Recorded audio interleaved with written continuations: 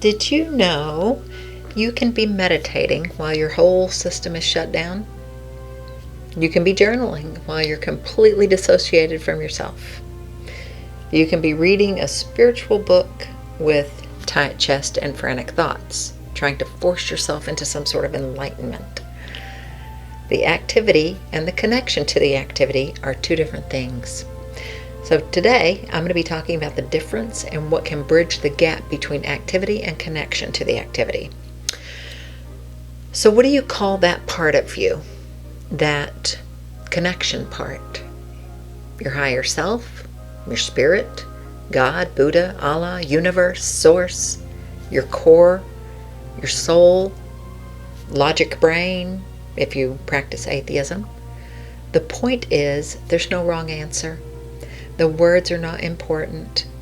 They're just how you make sense of it for yourself. In Spanish, hola is hello. In Croatian, kako ste is hello. Different words, same meaning. Spirituality works the same way. The experience is what matters.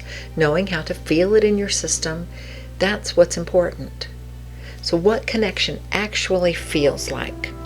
Most people feel connection in these small flashes, not these enormous spiritual events, although those happen too. A breath where things just feel a little clearer, a moment where your mind isn't racing, a quiet sense of knowing that you really don't have an explanation for sometimes. Some people might feel goosebumps, and some people feel grounded. Some people feel an opening in their chest. Some people might just feel this quietness or stillness. And there's no one right way, no template really. You don't have to be on a mountaintop or in mid-ceremony to feel connection. A lot of people feel deeply connected while they're washing dishes or driving or walking or petting their dog. Learning to recognize connection, or the lack of, that's the practice. So there's a disconnection trap. Let's talk about what gets in the way of connection.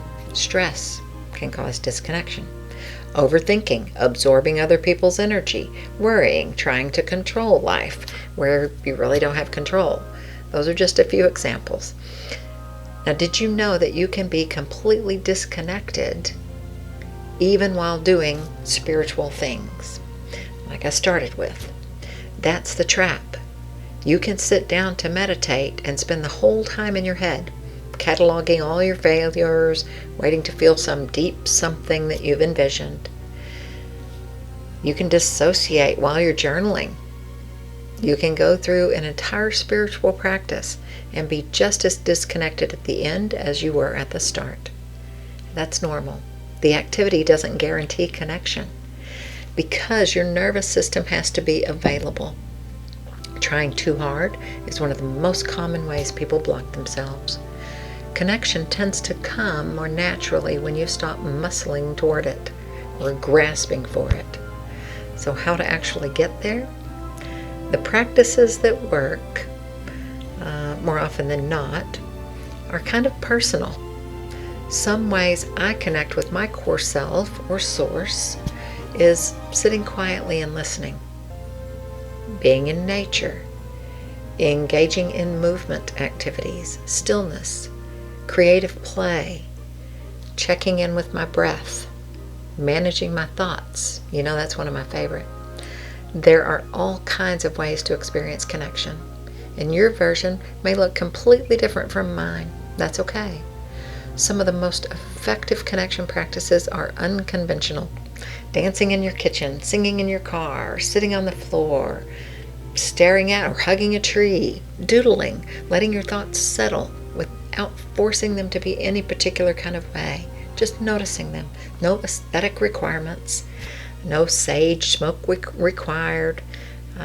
No singing bowls or crystals. All those can be cool too. I like all of those. I love a good candle or crystal or white sage. The question I find helpful though is, when do I feel most connected to myself, most like myself, most relaxed, most steady, most clear, Those are my connection markers, my connection questions. Do you already know yours?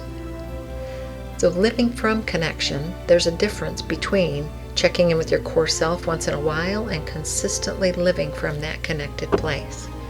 When I'm living in connection, my decisions feel cleaner and easier. My interactions are less reactive. I trust myself more. I trust my path more. I trust the process. I have more faith.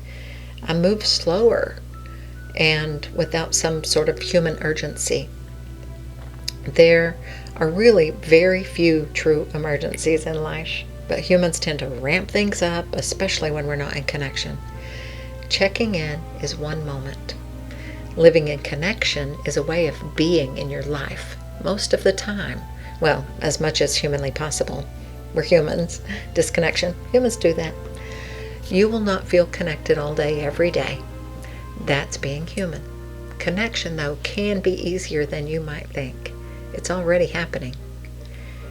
Just now, you're exploring how to notice it more.